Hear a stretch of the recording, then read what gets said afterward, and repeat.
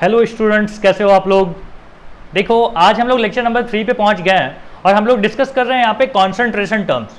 तो concentration term का अगला जो अपना टॉपिक है ये है इक्विवेलेंट मास। तो इक्विवेलेंट मास होता क्या है, तो पहले इसको डिफाइन कैसे करते हैं वो देख लीजिए। बोलता है कि equivalent mass of an element is its mass which react with 1 part of hydrogen, 8 part of the mass of oxygen and 35.5 part of mass of chlorine.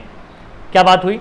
बात ये हुई कि किसी भी एलिमेंट का अगर आपको चाहिए कि इसका इक्विवेलेंट मास कितना होता है, तो आप क्या करें, आप देख लीजिए कि वो एक पार्ट हाइड्रोजन से कितना पार्ट वो रिएक्ट करता है। समझ लो, जैसे मैं बोल रहा हूँ कि यहाँ पे मान लीजिए मैंने ए नाम का एक एलिमेंट लिया, मैं बोल रहा हूँ कि ये हाइड्रोजन के 2 पार्ट से रिएक्ट कर रहा है बाई मास। ठीक है, तो दो पार्ट से मैं बोल रहा हूँ कि अगर ये 4 पार्ट है, 4 पार्ट ये 2 पार्ट से रिएक्ट कर रहा है। पार्ट अगर आपको समझने में दिक्कत होती है तो ये समझ लीजिए ना कि मान लीजिए ये ग्राम है, ये भी ग्राम है, तो हम बोल रहे हैं कि 4 ग्राम इसके 2 ग्राम के साथ रिएक्ट करके मान लीजिए कुछ बनाता होगा, AH बनाता होगा। तो आप मुझे बताइए कि इसका 1 ग्राम कितने के साथ रिएक्ट होगा। आप बोलोगे 2 ग्राम, तो हम बोलेंगे कि A का जो इक्विवेलेंट मास है वो कितना है, 2 ग्राम। क्लियर हुआ? इसी तरीके से अगर मान लीजिए मैंने एक एलिमेंट ले लिया A नाम का, हम बोल रहे हैं कि A जो है वो कितने, तो 8 पार्ट ऑफ ऑक्सीजन से रिएक्ट करना चाहिए।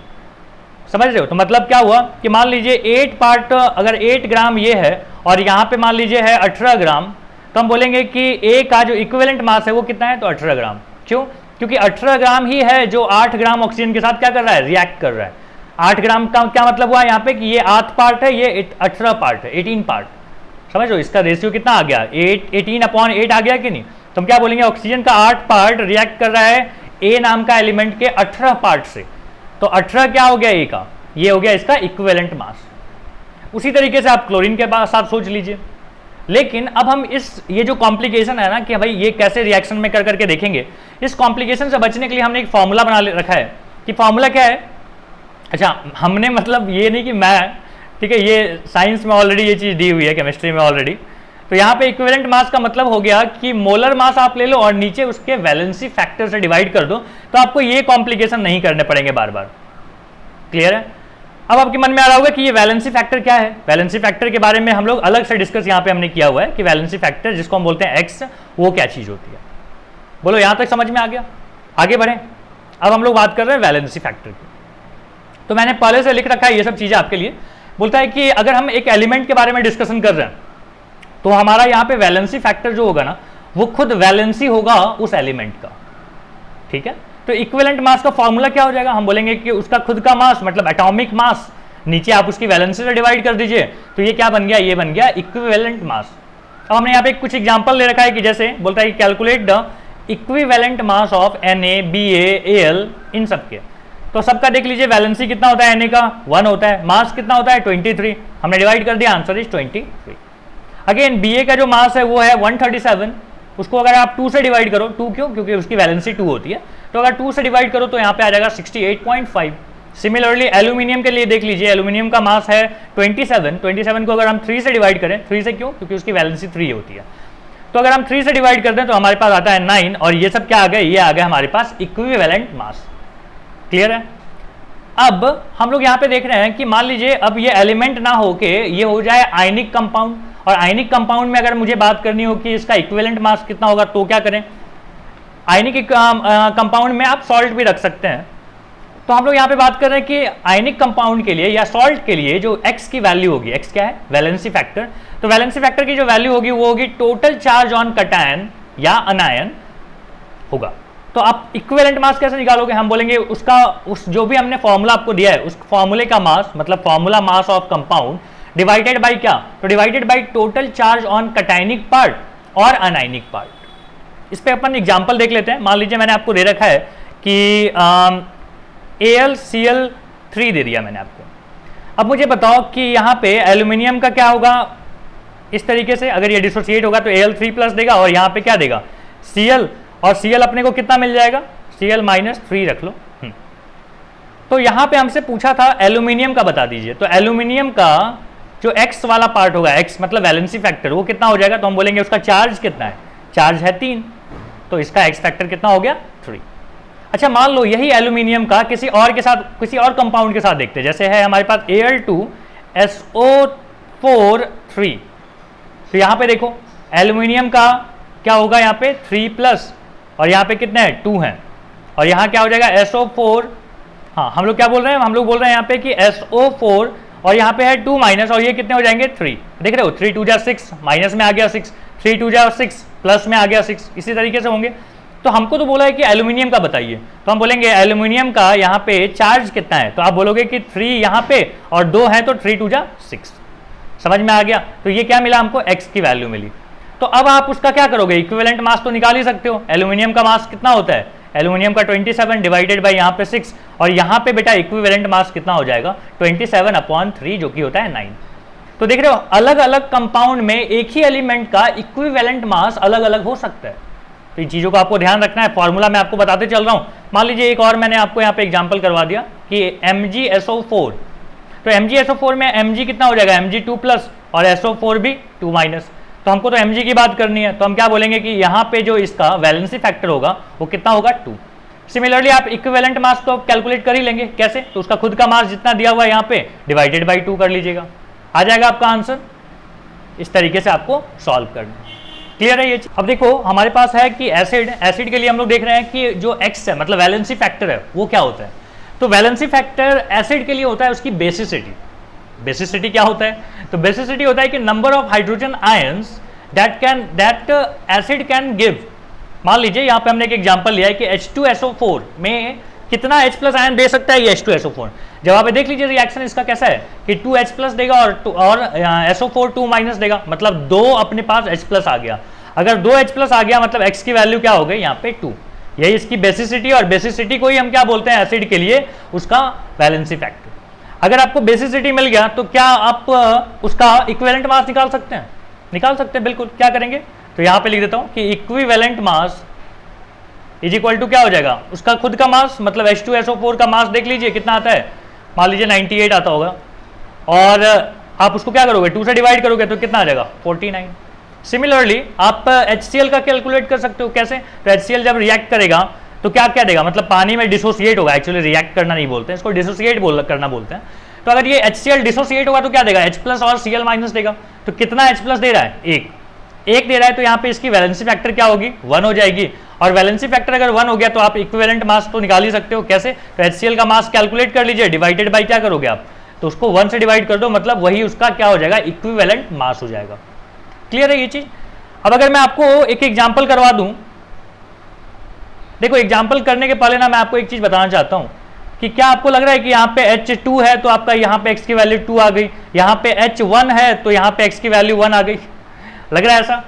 तो आपके मन में सवाल आ रहा होगा कि इतना तामझाम क्यों किया, सीधा सीधा कैलकुलेट करके वहीं पे देख के बता दिया होता।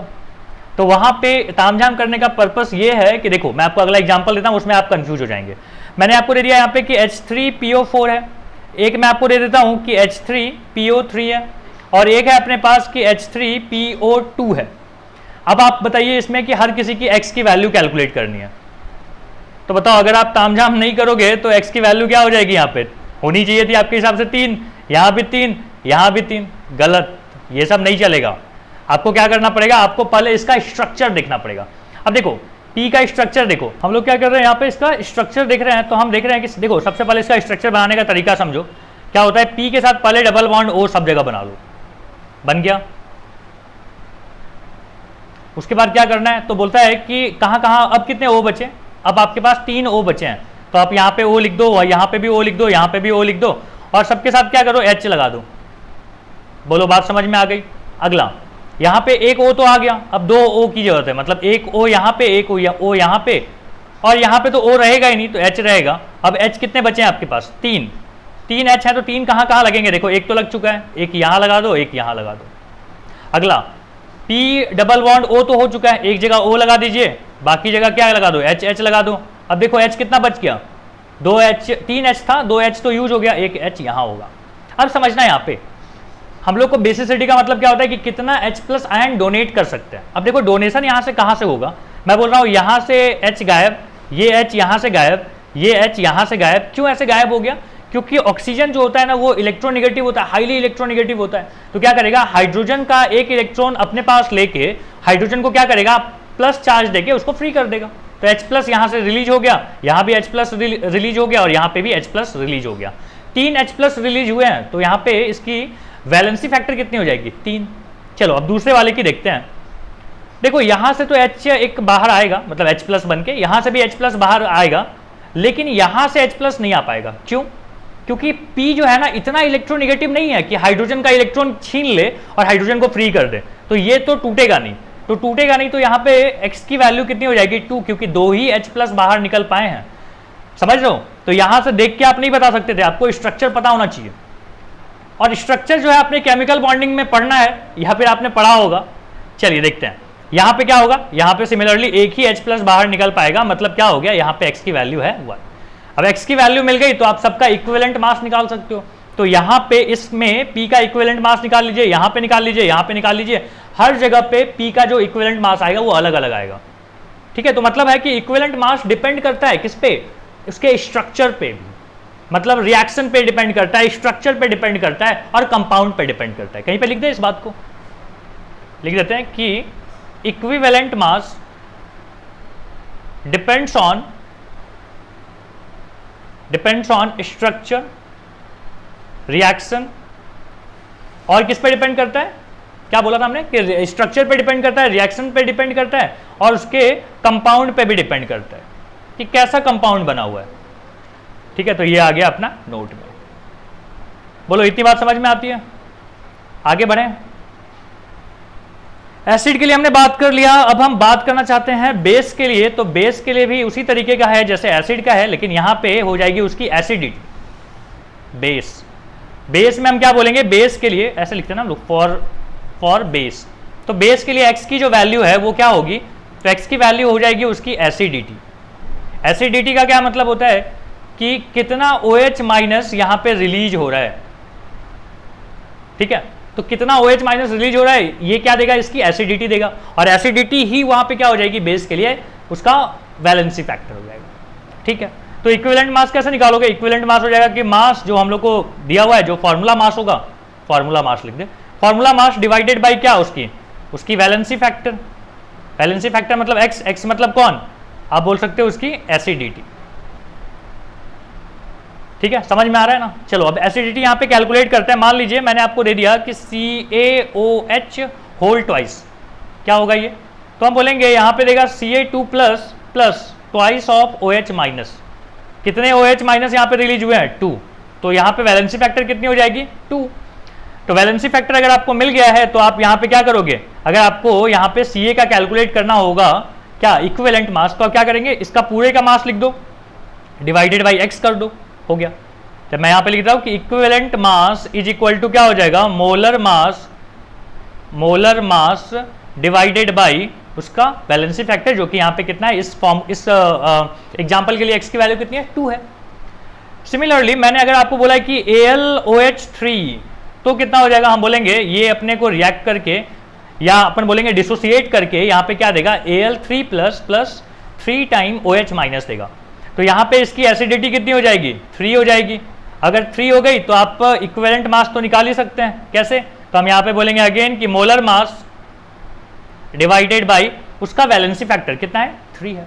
तो इस तरीके से आप क्या कर सकते हो? बेस का भी निकाल सकते हो, एसिड का निकाल सकते हो, सॉल्ट का आपने निकाल लिया। अब देखते हैं आगे। अब देखो हम लोग ना कंपेयर करना चाहते हैं कि मोलर मास और इक्विवेलेंट मास में कहाँ पे हम क्या क्या यूज करते हैं। तो देखिए सबसे पहले आप देखो कि नंबर ऑफ मोल अगर आपको कैलकुलेट करना होता था, नंबर ऑफ मोल्स, तो आप क्या बोलते थे? आप बोलते थे कि given mass by molar mass. सही है। लेकिन अगर आपको नंबर ऑफ ग्राम इक्विवेलेंट चाहिए, number of gram equivalent number of gram equivalent चाहिए, तो आप क्या बोलेंगे? आप बोलेंगे कि गिवन मास बाई कौन सा? Equivalent mass. समझ रहे हो? Gram equivalent, number of gram equivalent जो है वो किसके जैसा है? किसका सिनोनिम है ये? मोल के जैसा है। तो मोल अगर आपको कैलकुलेट करना होता था तो क्या करते थे? ऊपर में गिवन मास, यहाँ भी ऊपर में गिवन मास, नीचे यहाँ पे क्या होता था? मोलर मास, यहाँ पे बोलते हैं इक्विवेलेंट मास, जो अभी हमने कैलकुलेट करना सीखा। तो इससे क्या मिल जाएगा आपको? नंबर ऑफ ग्राम इक्विवेलेंट मिल जाएगा। अब देखो number of gram equivalent calculate करके पहले देख लेते हैं। ठीक है, एक दो हम लोग क्वेश्चन देखते हैं फिर देखेंगे आगे। तो मान लो मैंने यहाँ पे दिया है कि find number of gram equivalent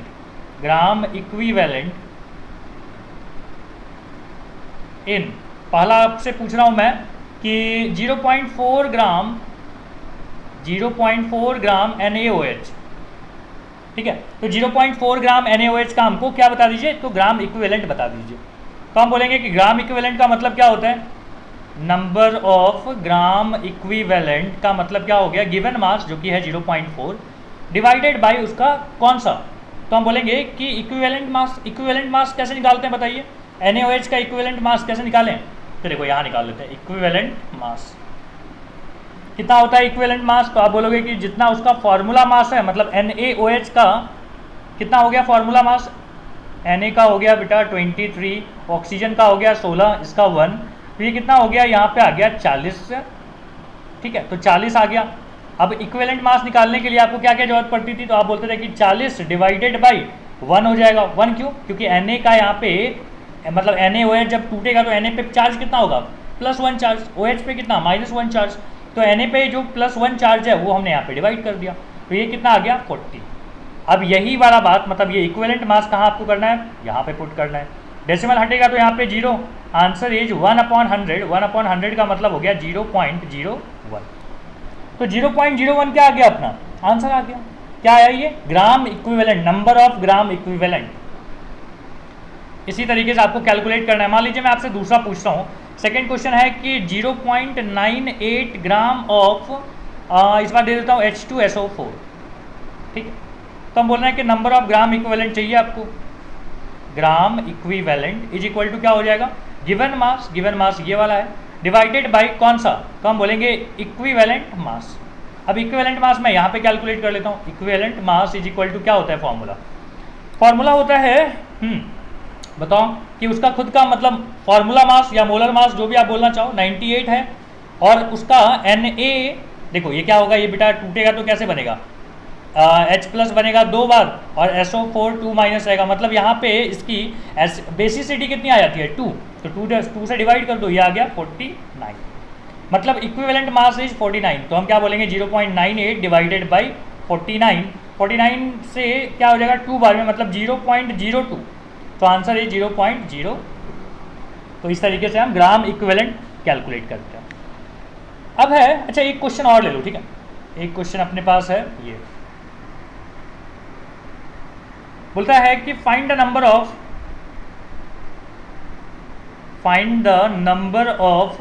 gram equivalent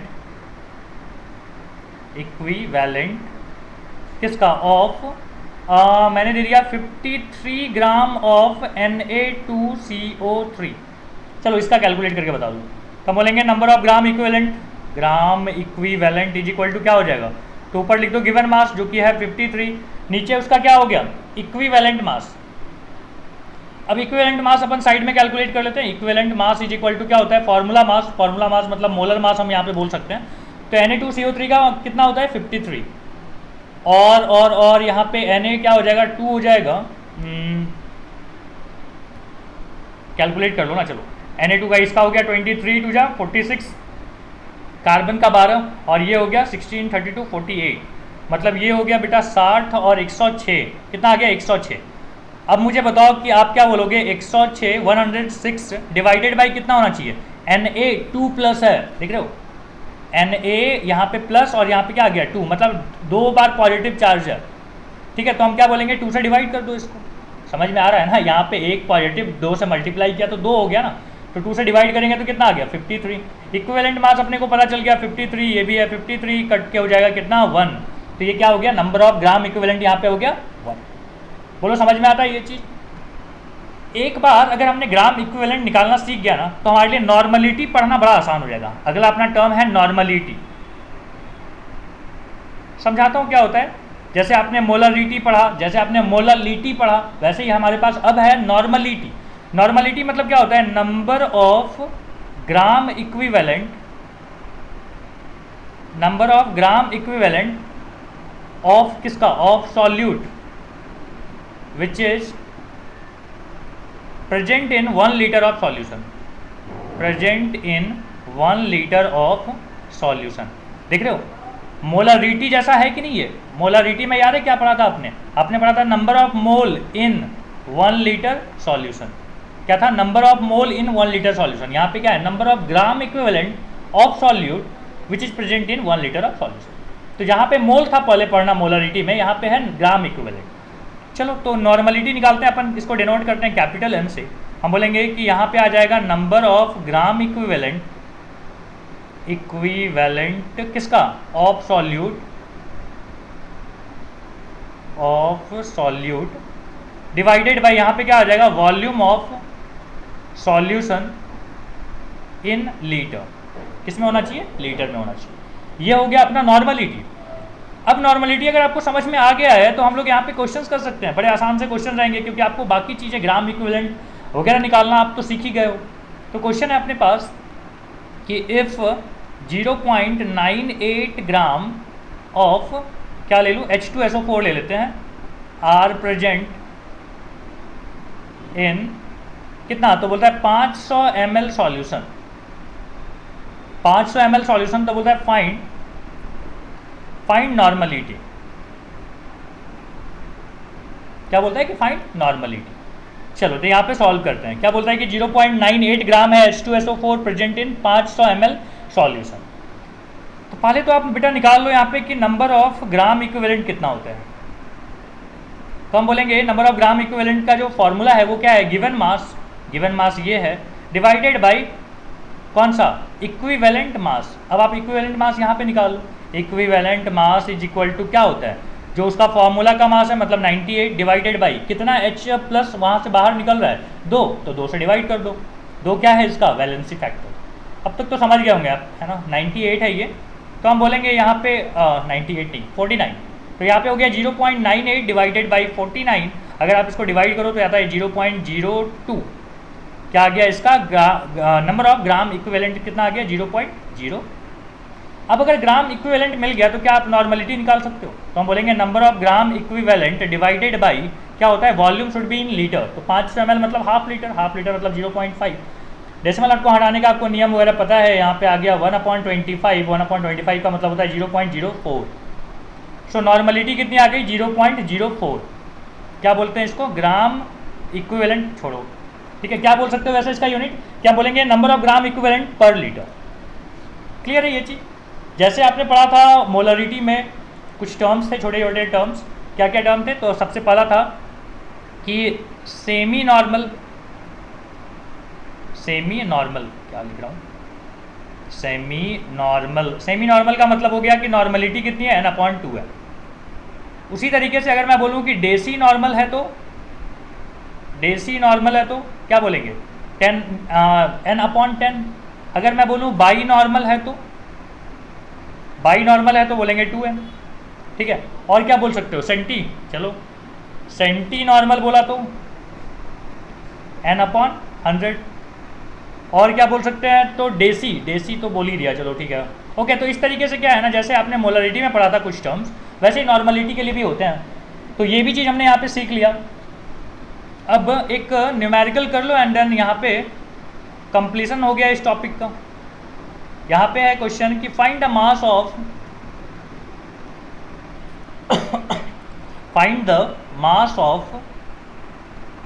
NaOH present in कितना में, present in 250 ml of solution, ठीक है। 250 ml ऑफ सॉल्यूशन नहीं दिया हुआ है, सेमी नॉर्मल बोला है, सेमी नॉर्मल सॉल्यूशन, ठीक है। सेमी नॉर्मल सॉल्यूशन दिया हुआ है, मतलब नॉर्मलिटी कितनी दी हुई है, 1/2।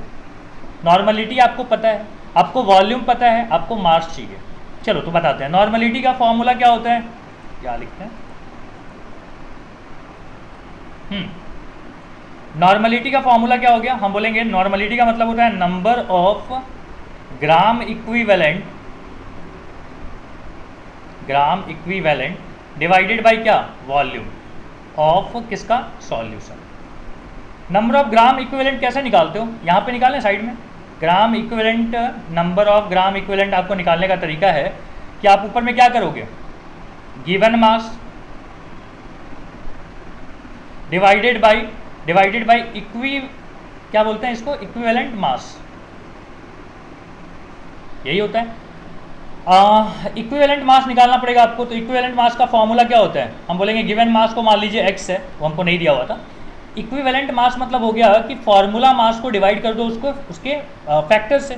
तो फॉर्मूला मास NaOH का कितना होता है, देखो NaOH का हो गया 23 + 16 + 1, ये हो गया 40, सही है ना, हाँ 40। तो यहाँ पे 40 कैसे कैसे होगा, हाँ 40 डिवाइडेड बाई उसका क्या, उसका आपको क्या करना है, इक्विवेलेंट मास निकालना है बेटा। तो इक्विवेलेंट मास में क्या होता है कि फॉर्मूला मास डिवाइडेड बाई उसका वैलेंसी फैक्टर, और इसका वैलेंसी फैक्टर कितना है, तो इसका वैलेंसी फैक्टर है 1।